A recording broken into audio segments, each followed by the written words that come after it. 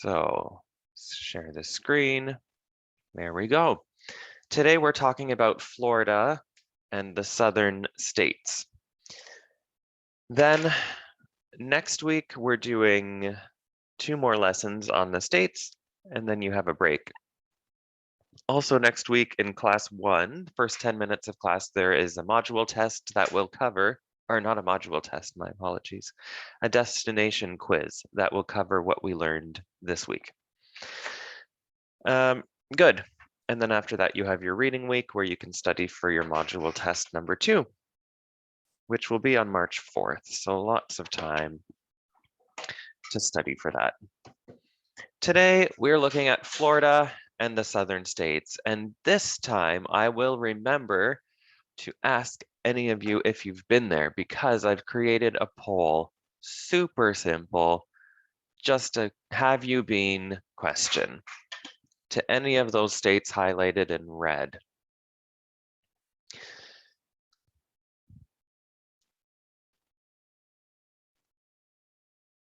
Okay, we have half of the people yes, and half of you have not been. So good, better than yesterday when nobody had been to those states yet. So you can see 50% of you said yes, 50% said no, I haven't been. Okay, that way now I think I'll remember to ask people every time because I've been forgetting to ask that question. So these are the states we're looking at today. There are some tricks to remember geographically. When you're looking at a map, how do you remember which state is where? Well, Texas is the big one. Bottom line, it's the biggest state in the in the contiguous US. The biggest state in the contiguous US. Alaska is the biggest state, but that's in the continental US. So Texas is the big one and kind of a distinct shape as well. Louisiana looks like an L, nice and easy. Then you have, this is my mind working the way it does, Virginia, which I think kind of looks like an upside down V, if that helps. Then under Virginia, you have the First Carolina, that's just, Virginia is just north of the First Carolina, so that makes it North Carolina. And then South Carolina, easy, easy. From there goes Florida, GF. That's how I remember it. It also helps that I've been to all those states. And then you get into the middle of the country, and I find the middle of the country is really difficult because, well, there's 48 states to remember where they are. And hopefully you've been using that website that has the map, and then you have to click. It says click on Kentucky, click on Iowa, and that will help you learn your geography of the states. But an easy and kind of a fun way to find, well, Florida is being circled first, but we'll go there. We will go there first, I believe, in this lesson. But in order to find Kentucky, look for the chef holding the tray of fried chicken. So there is a chef built into the map of the US, and he's holding a pan with some fried chicken inside. And that's where Kentucky is. It's the Kentucky Fried Chicken. So we already know that the L is Louisiana. We know that. The easy ones to remember from there is Iowa, that's where the chef's eyes are, is Iowa. Missouri, it kind of sounds like misery, and that's where you feel it is in your heart. I mean, this is how I remember things. And then otherwise, you just need to know the other ones. Wisconsin, no, the hat is Minnesota, not Wisconsin. The hat is Minnesota, the pants are Arkansas, and then you have Tennessee. But anyway, easy way to find Kentucky is looking for the fried chicken in the pan that the chef is holding. Okay, enough of that. Now let's get to our first destination, which is Florida.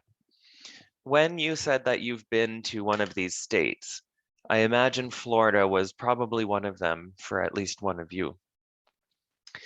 It's maybe the most visited state that we're looking at today, especially from our side of Canada. It's a straight line down, and it's drivable as well. to drive from here to Orlando is about 20 hours, I guess, depending on how fast you go, how many stops you make, between 20 and 25 hours of driving. Well, I suppose, yeah, driving time. I did it most recently in 2000 and, oh boy, I don't know. It doesn't really matter, but I did it around 2010, maybe 2011, something like that.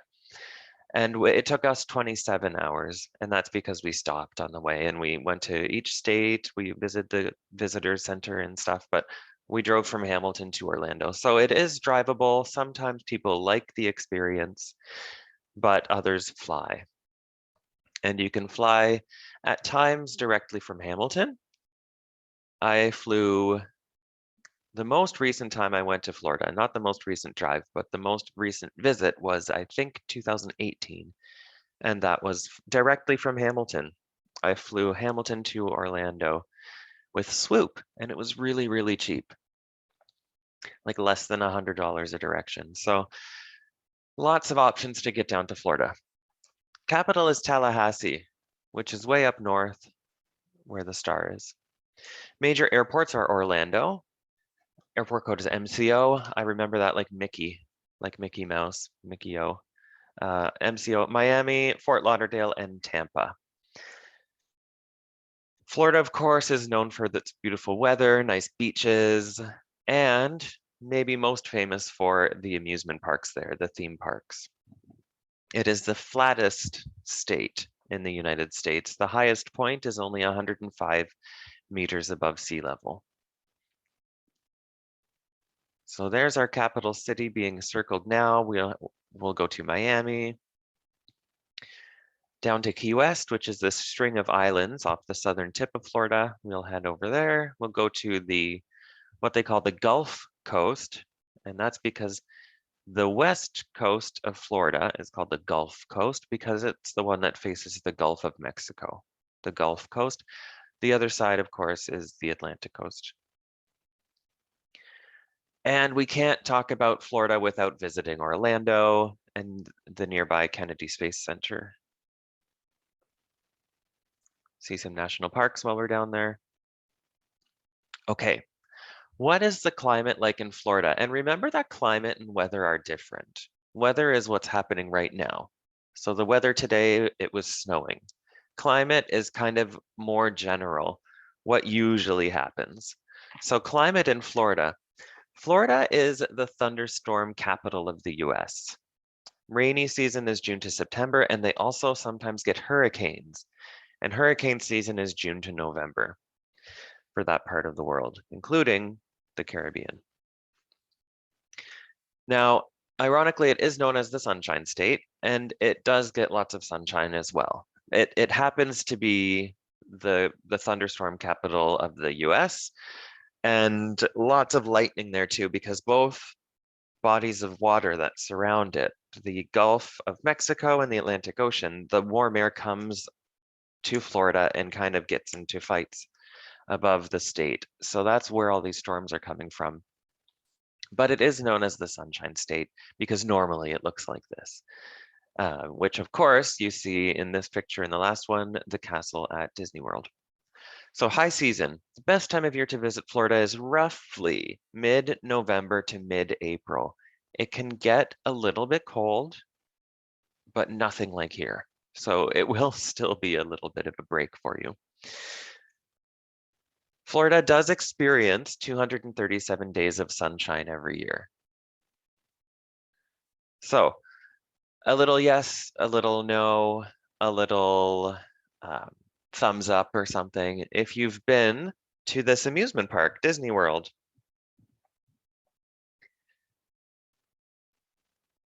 Or if you'd like to go. Maybe that would get me more thumbs up.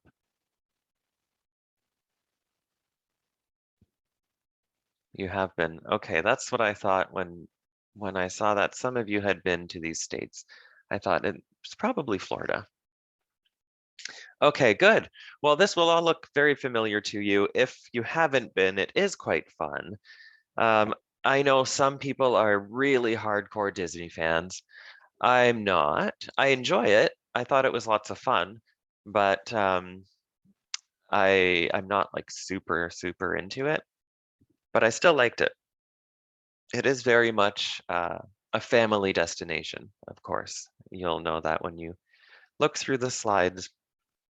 Now there is a difference between Disney World and Disneyland. Disney World is the one that's in Florida. All right. It is, it wasn't the first Disney that was built. The first one was Disneyland. Disneyland is in California. Well, there's a bunch of them around the world, but in the United States. Disneyland is in California, but Disney World is the one in Florida. So that difference is something you should know. Disney World is in Florida. Disneyland, California. Okay, before we dive into those amusement parks of Orlando, let's go over to Miami. Miami is on the coast. It is known for its beaches, of course, because it's on the coast, warm climate. There's a big Cuban influence there, neighborhoods and community, and Art Deco buildings, which you see kind of animated in the picture. So important areas of Miami are Miami Beach, South Beach, and the Port of Miami. And the Port of Miami is the largest passenger port in the world. Handles 4.33 million passengers a year. So this is what Miami looks like along Miami Beach and South Beach in particular. This is what they call Art Deco, the type of architecture.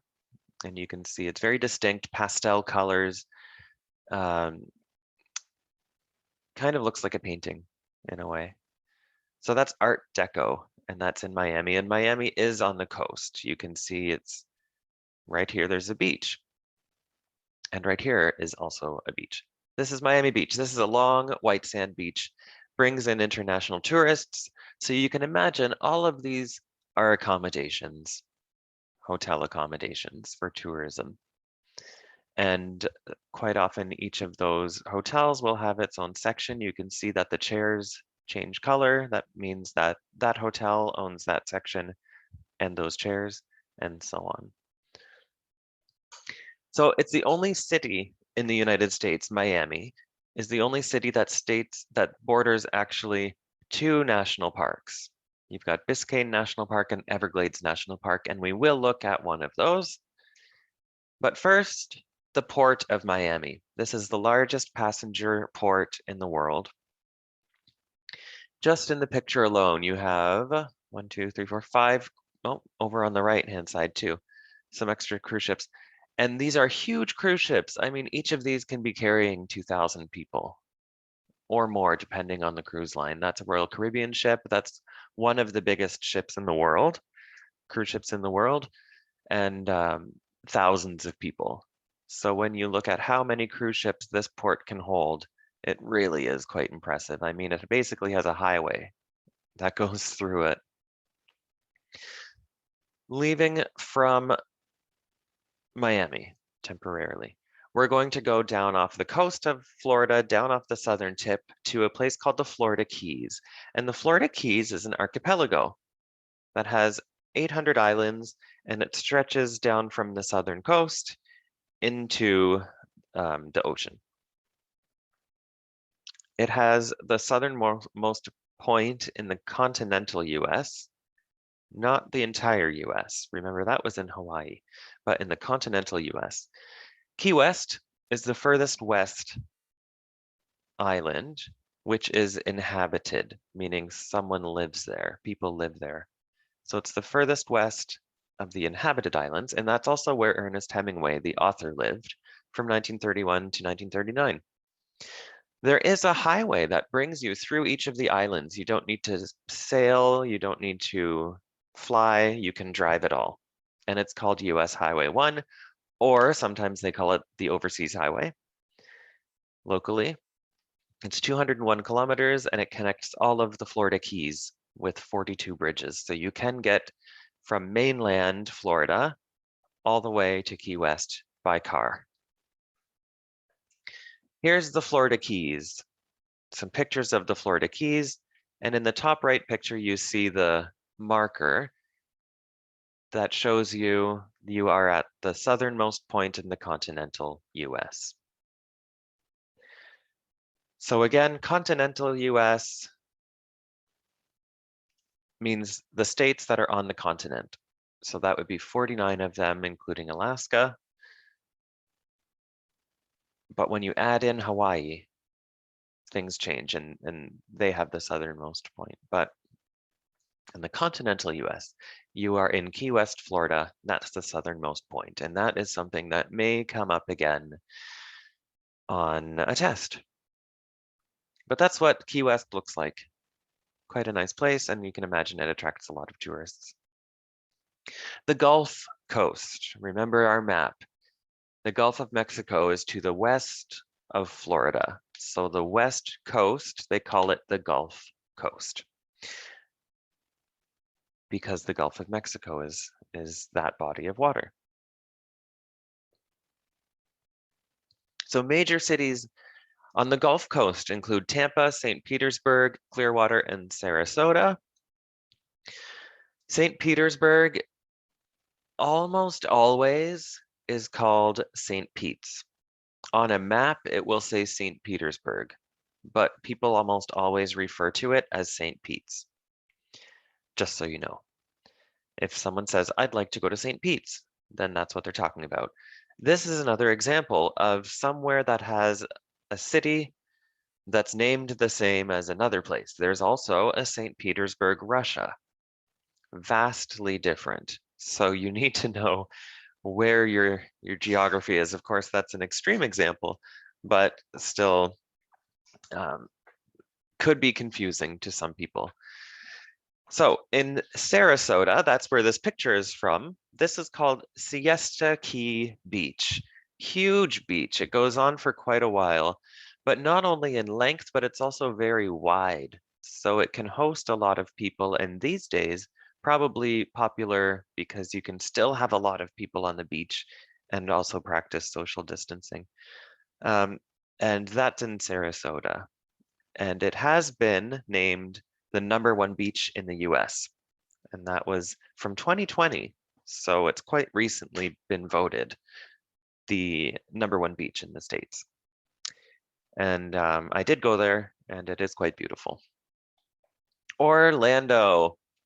Okay, this is where all the fun happens. This is where some of you have been. This is where I went most recently when I went to Florida. So lots to talk about. Of course, it's almost the entertainment capital of Florida, really. So it has 10 major theme parks and a bunch of other ones. Maybe 15 or 20 in total, but big ones, about 10. Orlando is a hotspot for tourism. If you work in the industry, you'll send a lot of people down to Orlando. So it's best to be familiar with it. Most popular are the parks Disney. So here's Walt Disney World Resort. It's made up of different theme parks. We'll look at that. And Universal. Those are the two main theme parks. But you also have SeaWorld and you have a few other ones that are sprinkled in there. Downtown Orlando's up here and the airport is here, MCO Airport. It is not near a beach. It is in the middle of the state. You have to drive probably 2 hours to get to a beach. So if someone is looking for beachy vibes, they're not going to find it in Orlando. That's very important to remember as well. Miami's at a beach, Tampa's at a beach, Clearwater, Sarasota, all of those are on the beach, but Orlando is nowhere near a beach. You can see there's lots of lakes, but that's not the same thing. Okay, let's zoom in first to Walt Disney World. Disney World is made out of 4 different parks. Magic Kingdom, which is the one with the big castle that we saw. Epcot, which has the ball. Let's look at our map over here. Hollywood Studios and Animal Kingdom. There's also a few water parks. There's Disney's Blizzard Beach and Typhoon Lagoon. And in terms of accommodation in Disney World, there's 31 resort hotels, like branded Disney hotels, 9 non-Disney hotels. There's golf courses, there's camping. There's also a public outdoor shopping area called Disney Springs, which is about here. And that one is free. You don't need a ticket to Disney World to go in there. You need a ticket to get into all of these, and it can be quite expensive, but not to go to Disney Springs. Looking more closely at each of those parks, you have the Magic Kingdom, and we already saw that castle, and this is me. And now that I see the picture, I realize this is a long time ago. I think it was, maybe I've put it in my notes. Yes, 2010. So it's been 12 years since I went to Disney World. Wow. Anyway, this is Magic Kingdom. This is the one with the castle. It was the first park to be opened at Disney World in 1971. And as of 2019, it was the most visited amusement park in the world for 13 years in a row. So this is what we study in this class is tourism geography. It is a geography class, but it's called destinations. What destinations do people want to visit? And in terms of amusement parks across the world, this is the most visited. So really big destination, really big tourist attraction. Some of the more famous rides in that park are It's a Small World. And if you haven't looked it up, it plays the same song over and over and over and over. So it could make one go crazy, but some people love it. Other rides, Big Thunder Mountain Railroad, Pirates of the Caribbean, and Space Mountain. And there's so much that goes on there. There's a Festival of Fantasy. It's a parade that takes place every day at 3, and that's when people can see familiar and rare Disney characters. So your kid's favorite princesses or your favorite prince or something like that from these Disney movies. And at night, there's fireworks every day. So Disney has a lot of money and they can do some really spectacular things. Next up is the Animal Kingdom. This is one of the theme parks at Disney. It's a zoological theme park, and it's actually the biggest theme park in the world, covering 580 acres. It was the most recent to be built at Disney World. It was the 4th one. And in the middle of it, you have the baobab tree. It's a fake tree, but it's really impressive. It is 44 meters tall by 15 meters wide, or you've got the feet there as well, as they do use those in the States. And in conversation, we use feet in Canada as well. So you may be more familiar with those, with feet. And this is the second most visited park at Disney World. One of the more famous rides there is Avatar Flight of Passage, and that's a more recently built ride. Next, we have Epcot. Personally, this one is my favorite, and I'll tell you why in a moment. But first, Epcot is an acronym, which means that each letter in it stands for something. Like the USA is an acronym, United States of America. Epcot is an acronym, and it means the Experimental Prototype Community of Tomorrow, EPCOT. That's where the name comes from. The largest neighborhood in Epcot is called World Showcase, and it has different sections, and each section is its own country. So what you're seeing here is the Canada, what they call pavilion, Canada section. So we have some beautiful totem poles that are, of course, inspired by Out West. We have this building here, which is inspired by the Chateau Laurier in Ottawa. And working at each of these areas, you have staff from those countries. So a Canadian would be working in that shop, and in the other areas as well. And those countries include Canada that you see here, United Kingdom, France, Morocco, Japan, the US, Italy, Germany, China, Norway, and Mexico. So I love it. It's like traveling around to all these different countries. They've done a really, really good job with it. I have been to all of those countries, the actual countries, actually. And being in these little areas, it really does feel like you're in those countries. It's staffed, like I say, by people who are from there. The Morocco pavilion, I really thought that I was in Morocco, like it felt like you were there. So they do a good job with it. And every country has a ride or an experience. So I love it. They also have a big food and a wine festival once a year. This one's my favorite one. They also have, let's move on to Hollywood Studios. This is one of the other Disney parks. And they're all relatively close together, but you can't really just walk. There are shuttles, there are buses, there's roads that go between the parks.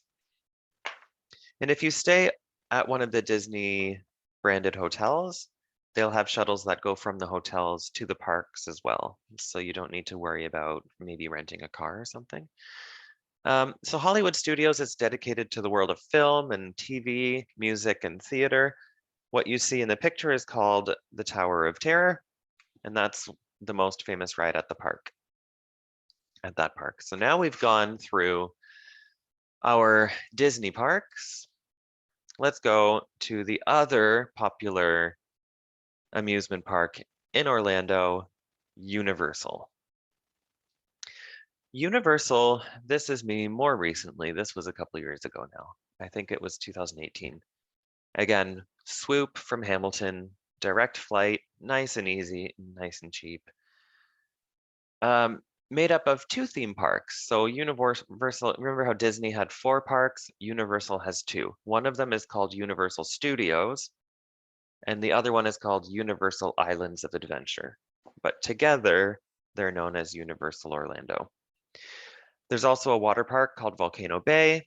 And remember, just like Disney had Disney Springs, like an area you can walk around and visit for free, Universal has the same thing called City Walk. And 8 hotels on the property of Universal Orlando. And this, as you can see in the picture, is home to the Wizarding World of Harry Potter, which includes 2 different sections in 2 different parks. So keeping in mind this before we look at the map, that a park-to-park ticket is required to ride the Hogwarts Express. Just like Disney World, and I didn't mention this yet, Orlando has different types of tickets to enter into the parks. So at Disney, I can buy a ticket that only gets me into the Magic Kingdom, and that's it. So I can go to the Magic Kingdom and leave, and that's it. Same thing with Orlando. You can have just one park a day. So I could go just to Universal Studios one day, and that's all. But there's a park-to-park ticket, just like they also have it at Disney, where you can buy one ticket and go to different parks in the same day. And that is required to ride what they call the Hogwarts Express. So I will show you what that is right now. Here's the layout of Universal. At the bottom of the map, we're not going to use directions because this is not oriented north. So this is not south, actually. So I'm going to say the bottom of the map. This is City Walk. You can get in there for free. There's restaurants, there's shops, there's always something going on. It's really exciting. Then you have Universal Studios, Florida on your right, and on the left is Islands of Adventure, and then some accommodation over here. So in order to get from one to the other, you can walk. You can leave from here and walk this way or walk this way, no problem. But there is a way to get from park to park, and that's the train called the Hogwarts Express. If you have not seen Harry Potter, it's just a train that takes them to school. So over on the right-hand side, you have Universal Studios Florida. That is home to Diagon Alley, which is in London, in the books and the movies. So you're leaving London and you're driving to school in Islands of Adventure. That's when you get to the Hogwarts Castle. And in order to take that train ride, you need the park-to-park ticket. That's where it all comes into play. So Islands of Adventure is on the left, Universal Studios Florida is on the right. You have City Walk at the bottom, and that is free. You don't need a ticket to get in there. Elsewhere, I mean, there's lots more to Universal than just Harry Potter stuff. So you have Simpsons Land, you've got a few things that are maybe a bit outdated now, like Revenge of the Mummy. That was a movie at one point. E.T. was a great movie, but that's also very old now. Really fun ride. And then Islands of Adventure, there's different things to see and do as well, including Jurassic Park, which has become more popular again more recently because of the new movies, Jurassic World. Okay, so those are the main two amusement parks in Orlando. We're going to leave Orlando. I know it's a bit sad because I enjoy it there, but let's move on and go over to Cape Canaveral. Now, this is still in Florida, and this is home to the Kennedy Space Center Visitors Complex. And this is where you can see the space shuttle. And if you're lucky, or if you plan ahead, you can see even a rocket launch. So this is where they launch the rockets from. And of course, depending on what kind of tourist you're dealing with, or maybe what kind of tourist you are, you'll find maybe this more interesting than Orlando. Okay, now let's go kind of back near Miami. We're going to Everglades National Park, and here you can see the nice picture of it.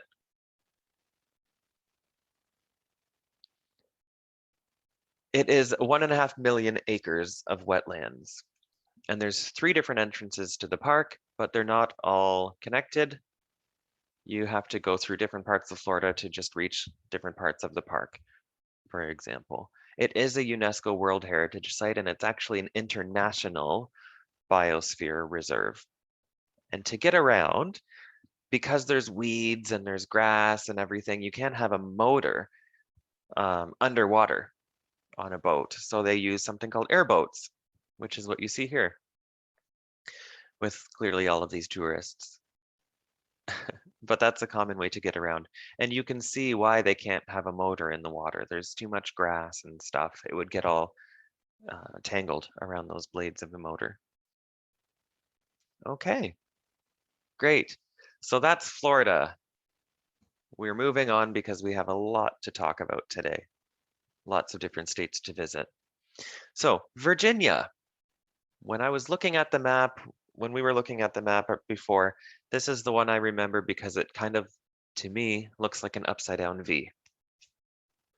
Hopefully that helps. Capital is Richmond. And we have already looked at this state. Remember yesterday we were in Washington, D.C., which is the country's capital. We went to Arlington. That's where the cemetery was. But today we're going to a few different places, not up there. So it is home to Shenandoah National Park, which is about an hour and a half away from Washington. And you can see the Shenandoah Valley and the Blue Ridge Mountains, which is part of the Appalachian mountain chain. It is known for its beautiful drives. There's a historic community called Williamsburg where they recreate what life was like in the 1700s. There's our capital. There's the Shenandoah Valley. Let's go there first. So there's something called the Luray Caverns at Shenandoah National Park, and this is really cool. It's in a cave, and you have stalactites, I believe are the ones that hang from the ceiling. 1 second, I'll play that in a moment. I meant to click over here. So the Great Stalacpipe Organ, it's actually an instrument. It's not really an organ. It just looks like one on the front, but it is attached to different, I guess, very, very gentle hammers that tap the stalactites. Stalactites, yeah, those are the ones that hang down. Gently tap the stalactites and they make tones. And so it creates music. And let's listen to that stalacpipe organ.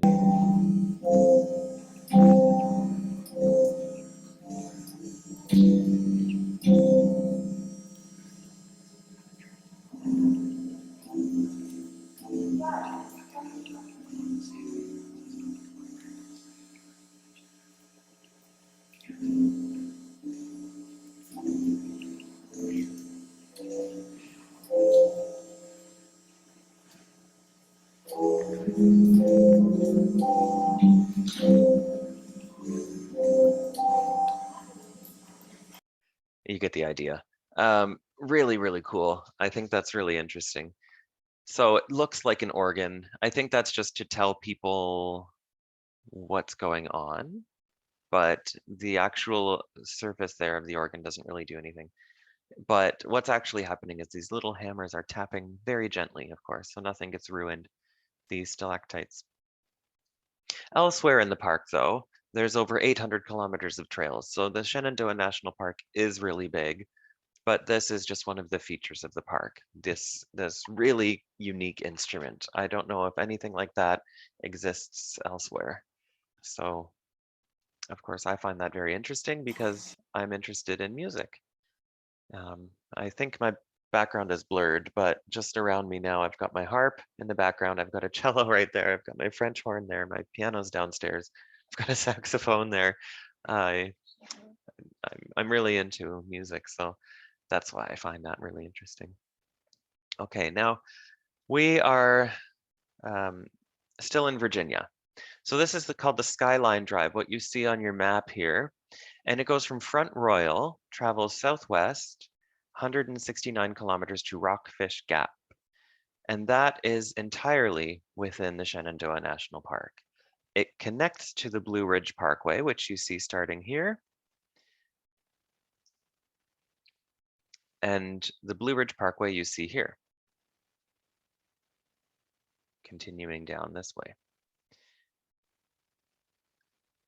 So it starts at Shenandoah National Park where the Skyline Drive ends. It's over 750 kilometers, and that actually ends at the entrance to the Great Smoky Mountain National Park. Here are some pictures of those scenic drives you can take through the area. Okay, Colonial Williamsburg. Again, different types of tourists like different types of experiences. So this would be for people who like history. You can see clearly by the pictures that it is a historical recreation. So there's a lot of recreated buildings, hundreds of them. And this comes from when the city was the capital of colonial Virginia. So it's populated by these people who are interpreters. So they explain, they demonstrate, they show you what life was like in the United States, especially in that area in the 1700s.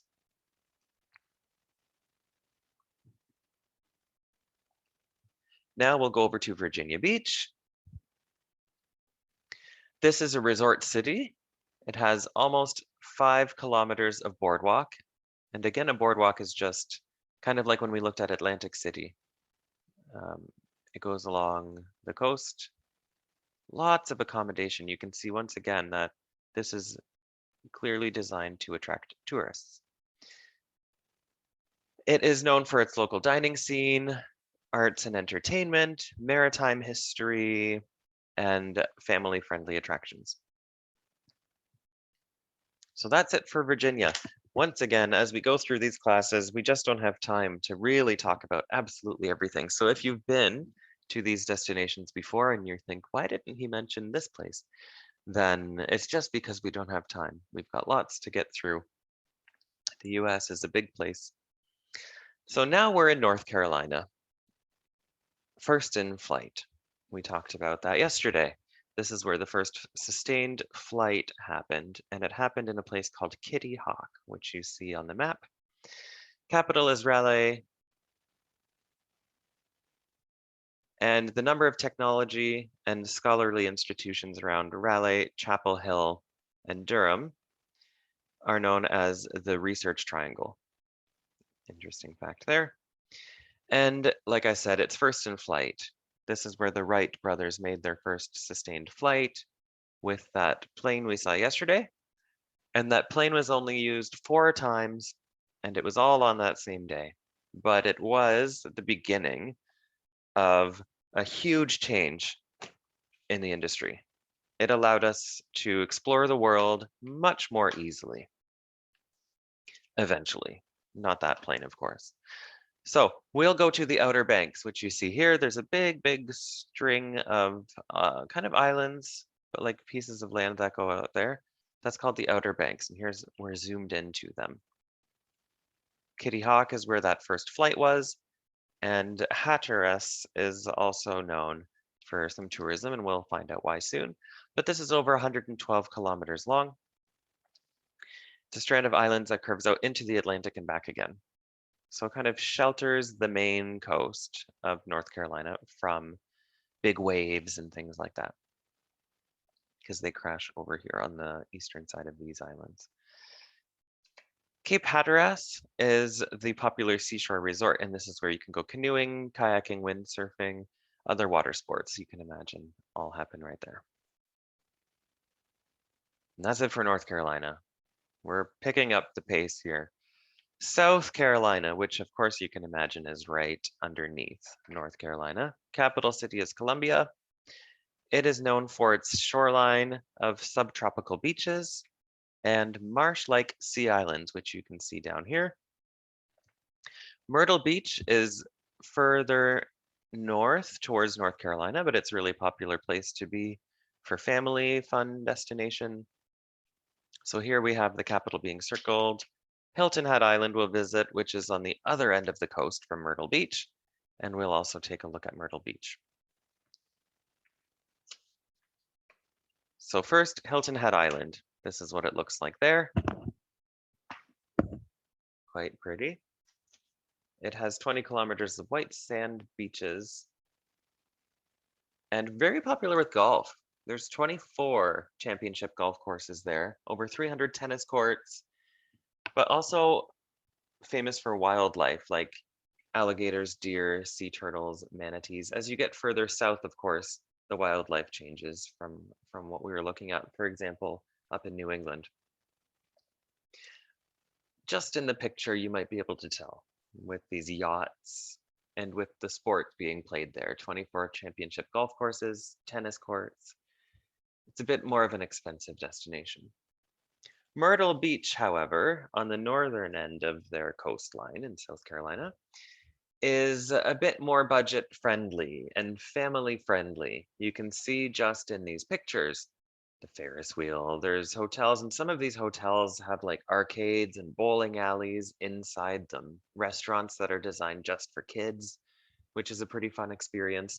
But this is Myrtle Beach, so very family friendly. It's a city and a vacation destination on the Atlantic coast of South Carolina. If you remember the map, it's near the north end of the strip of beach. This is called the Grand Strand, is the name of their beach, the Grand Strand. And it has attractions. You can see there's almost 100 kilometers of beachfront, which is huge. And fun fact that it's the mini golf capital of the world. And like I said, it's a family-friendly place. Hilton Head, you can imagine, is a bit more adult with the activities that are there. Not to say families can't go, but you'll find more families here in Myrtle Beach. And I went there years ago. It was quite fun. I was a kid, so of course I had fun because it's very much geared towards that demographic. I think it was in the mid-90s. Georgia, not the country. There is a country called Georgia. If you didn't know that, maybe look it up. But now we're in the state, the United States state of Georgia, just north of Florida. You can see the capital of Florida just south of it, Tallahassee. This is Georgia. So this is where the United States' busiest airport is in terms of total traffic. Domestic, meaning people travel within the country, and international together. So you'll find that in Atlanta. That's the busiest airport, which is also the capital. And when I say the hub of DL, you might remember in the first few classes of this semester, we talked about airport codes and how each airport has a 3-letter code. Every airline has a code as well, and I've mentioned that a few times. The airline codes could be numbers, could be letters, or both. In this case, DL is Delta. So Atlanta is Delta's hub. If you fly somewhere with Delta, you'll probably go through Atlanta. Not always, but lots of the time. You can see some of the numbers there, which we've already looked at. This is home to the civil rights movement, and this is also where Dr. Martin Luther King Jr. came from. And fun fact, this is where Coke was invented, Coca-Cola. This is where Coca-Cola was invented. So busy place. Atlanta is a busy place, but we won't zoom in too much to it. We'll go over to Kentucky. So this is Kentucky. Remember on the map when we first started the lesson, how to find it. You've got the chef holding a pan, and in the pan is your Kentucky Fried Chicken. Capital is Frankfort, and yes, KFC did start in Kentucky. It has just popped up and told me that my internet connection is unstable. Just a reminder that if I do disappear, if I disconnect, please wait for me for 10 minutes and I will come back, hopefully. Maybe I just need to reset my internet, but just it popped up, so I needed to mention that. So yes, Kentucky is where Kentucky Fried Chicken comes from, where KFC comes from. It started in 1952 there. Mammoth Cave, which you can see on the map here, it is a UNESCO World Heritage Site. So again, it's been designated by that global organization. And once it's designated, it means it's funded, it's advertised, but it's also protected. Nothing can be built there really without a lot of approval. United Nations Educational, Scientific, and Cultural Organization, UNESCO. It's a UNESCO World Heritage Site, and it's the longest cave system in the world with over 640 kilometers of caves. And because it's so deep, they have some really creepy types of animals or creatures in there. We'll see some of them. Capital is Frankfurt. We're going to go over to the Mammoth Cave. Here's Mammoth Cave. Some of the caves, of course, you can walk through. That's why it's a tourist attraction. But it is the longest cave system in the world, and because some of their animals never see daylight, they don't need eyes. So for example, this fish, no eyes. Some of the animals in there are see-through because they can be. They don't need to protect themselves from the sunlight. So interesting kind of stuff there, especially if you're into wildlife and I guess you could call it the animal kingdom. Heading south into Tennessee, lots to see and do here. I will be honest with you, not many, well, people visit all of these states. That's why we're talking about them. But the more common ones that we're talking about today that people visit are Florida, Tennessee, Texas. The other ones, people go to them or through them, but these are the ones that people tend to go to more often. Appalachian Mountains, all the way down here in Tennessee. It's a huge, huge, huge mountain chain. Capital is Nashville. Airport code is BNA, Nashville. Capital is Nashville. And Tennessee is known for its country music, Jack Daniel's whiskey, Elvis Presley, Great Smoky Mountains National Park, which is actually shared between that and North Carolina. And so let's take a look at those things. Capital is Nashville. That is a hub of country music and just music life in general.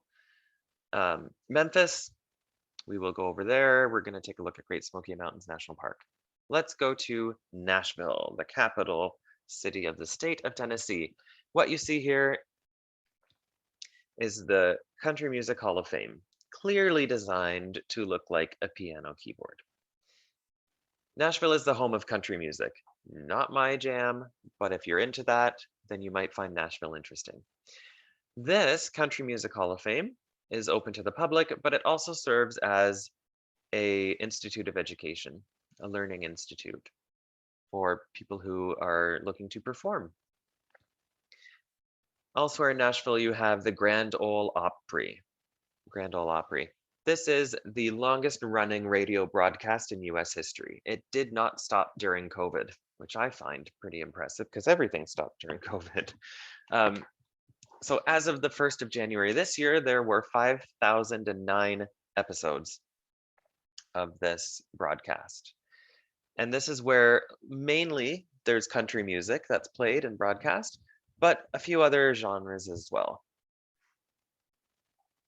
Moving further into Nashville, we have what they call Printer's Alley, and this picture is taken from two different directions, one from this side, one from this side.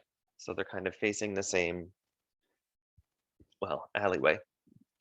It's traditionally the center of Nashville's nightlife. Lots of live music, lots of live country music. And nightlife dates back to the 1940s. Now let's leave Nashville and go over to Lynchburg. And this is where Jack Daniels comes from, the whiskey. So you can go, you can visit, you can do a tour of the distillery, and you can have samples of the whiskey in that building. But actually, Lynchburg is a dry county, which still exists. Um, there's no alcohol sold in this county. You can't buy alcohol there. But it's where, ironically, Jack Daniels is produced.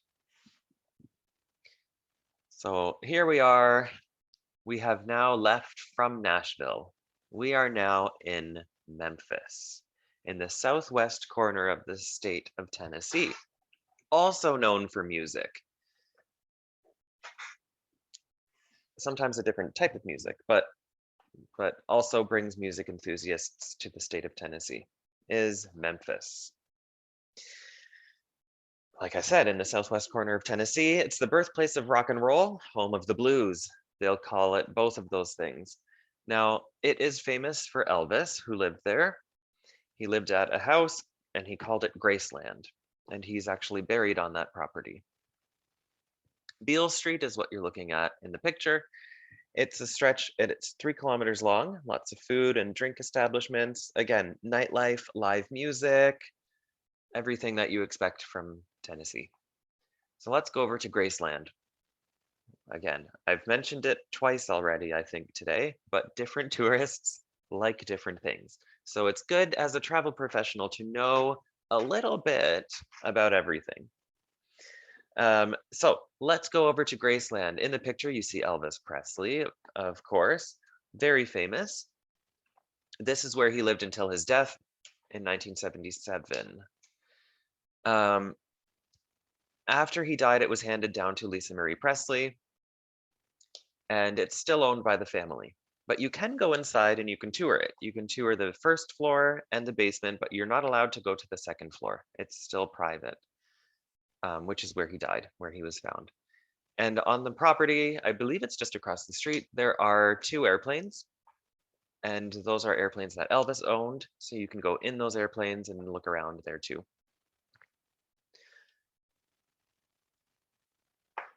Inside, there are some questionable design choices. He was, I don't know how old he was when he died, to be honest, but he, I don't know, maybe in his 40s. So he would have, now he would be like 80 or 90 or something like that. So think of being incredibly rich very quickly. He did not come from money. He was born in a very, very small house in Mississippi. And suddenly it's the, I'm going to say 60s, maybe late 50s, 60s, and you get really, really, really famous and you think, what am I going to do with this money? This is how he chose to decorate. Maybe it was fashionable at the time. To me, it's a disaster. But there are some nice things about it. This stained glass is pretty incredible. That would be very, very difficult to make and very time consuming and very expensive. Then you have the room on the top left, well, bottom left is called the billiards room. And that's why billiards is this game you can play, also known as pool. The top left is called the jungle room. And it's pretty clear why. So that's inside of Graceland. People like to go. I have been, that's why I know so much about it. Not because I really like Elvis, to be honest, but my friend really liked Elvis. So we went at one point. We were very young and it was very exciting. It was our first trip together. So pretty fun. Pretty interesting. Even if you're not interested in Elvis, like I wasn't really, it's still interesting to visit. Not too far away is Elvis's birthplace. It's about 2 hours driving distance from Graceland, and it's in Mississippi, the state of Mississippi. Now we're not in Tennessee anymore. It's called Tupelo, Mississippi, and that's the house Elvis was born in. There's a small chapel on the same site that you can go through. You can also walk through the house. As you can see, it probably takes less than 5 minutes, but it's an experience. I did it because my friend wanted to.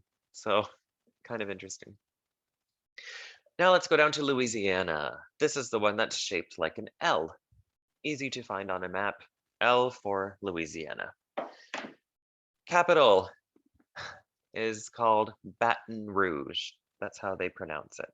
Baton Rouge. I know we would say it differently here and in French, but they call it Baton Rouge.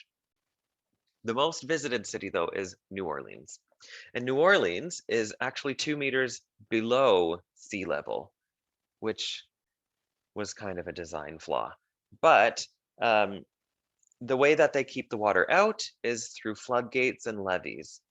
However, I want to say famously in 2005, Hurricane Katrina hit New Orleans, but yesterday we talked about September 11th, and some of you were not born yet. You told me. So maybe this was a bit too early for you to remember, but it was devastating. New Orleans is a big city in terms of population, and over 80% of the city was flooded. Some of the areas had over 15 feet of water, and it was really devastating to watch. There was nothing you could do. You could give money and try to help that way, but there was nothing you could do immediately.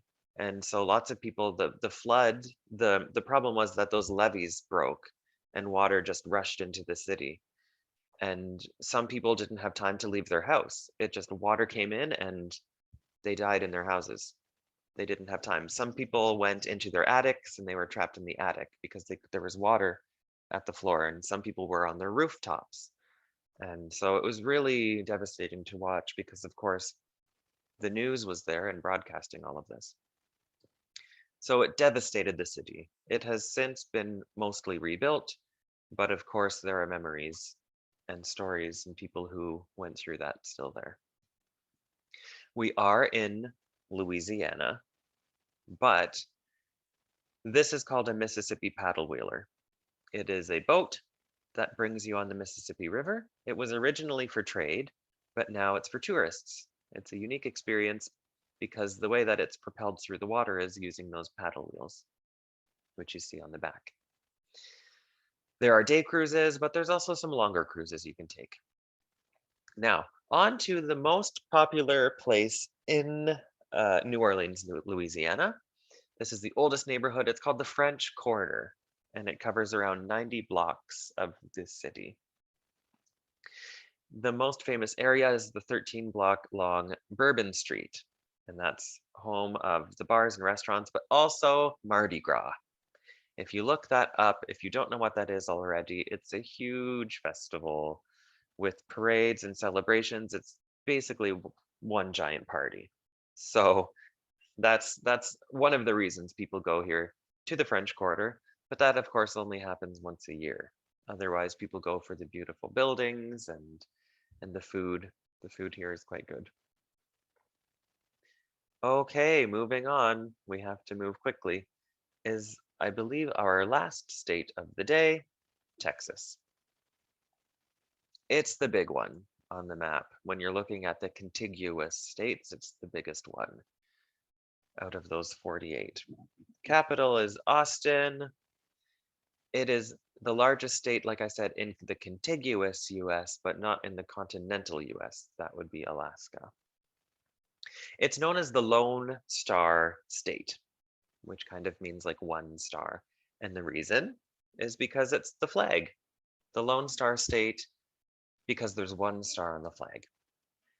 And the flag, they created that flag after Texas became independent from Mexico in the 1830s and before it joined the United States. So remember, not all of the states were part of the country all at the same time. just like in Canada. Remember how Newfoundland decided to be part of Canada in 1949? Same idea. You can keep adding states to your country. In this case, Texas was added in 1836, and it was an independent republic. It was its own place for 10 years, and then it became part of the United States. So the flag is representative of the state. Every state has its own flag, just like every province has its own flag. But it's called the Lone Star State because it has one star on the flag. It is the United States' biggest producer of oil, cattle, sheep, minerals, cotton, and wool. And the capital city is being circled. We'll also visit San Antonio and Dallas. So moving into Texas, let's zoom in a little bit into San Antonio. This is called the Alamo. The Alamo. It was the site of the Mexico versus Texas battle in 1836. Remember, that date sounds kind of familiar. That is when Texas gained independence from Mexico. So that's why there was a battle there. And it's still there today. It is free to enter, but it's expensive to keep these things up. So they accept donations. Elsewhere in San Antonio, they have something called the River Walk. So you have streets at one level, and then a bunch of staircases that bring you down to the river, and something called the River Walk. So this is one level below downtown San Antonio, where the cars are. It's one level below that, and it's all along the river. And you can see why it would be so attractive as a tourist to go there. You can have some nice meals and enjoy the view and the ambiance of being next to the river. Bars, restaurants, those two things tend to attract tourists. Doesn't matter where in this world you are. And to get around, you can go along the river. You can take colorful boats that bring you along the river. And now leaving from San Antonio, we'll go to Dallas. This is our last stop of the day. And this is another example of dark tourism. And I've mentioned that a few times, but there are something called target markets. And target markets is the opposite of saying everyone, the opposite of saying the general public. A target market is somebody who's interested in adventure travel, someone who's interested in extreme sports travel, someone who's interested in religious travel. One of those target markets is dark tourism. And that would be like visiting this. This is Dallas Airport, is DFW, Dallas Fort Worth. This is where John F. Kennedy was assassinated in 1963. And that X on the road shows where he was shot and killed, and tourists go. That is an example of dark tourism. So it is a moneymaker. People are interested in these sorts of things. So keeping that in mind. Maybe you have interest in it. I had in my Destination Europe course, second semester, I had a group project that was submitted to me about dark tourism. And they wrote about all sorts of interesting places around the world that would attract a dark tourist, someone who's interested in dark tourism. So I thought that was really interesting.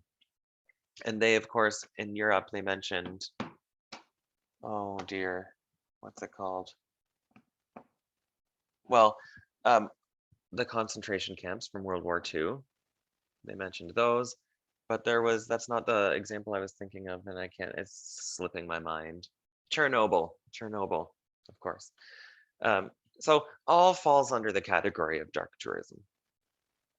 Okay, so some of you showed up late.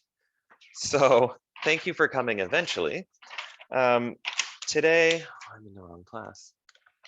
I'm in a fourth semester class. Today, we did Florida and their southern states. Next class, next Wednesday at 7 p.m., you have a destination quiz. that destination quiz will cover what we learned this week. Actually, maybe I have it on here. What to do. Okay, yeah. So that will cover class 1 this week, Mid-Atlantic US, New York, New Jersey, and also Florida and the southern states. That will take place next class in the first 10 minutes of class. Next week, we have our last 2 lessons on the states. After that, you have your break, winter break from February 21st to 25th. There's no classes. Take the time, relax, refresh, rejuvenate, study, because the week after that is your module test, number 2, all about the US. Okay, that's it for today. I'm going to stop recording in case you have questions and you don't want to be immortalized.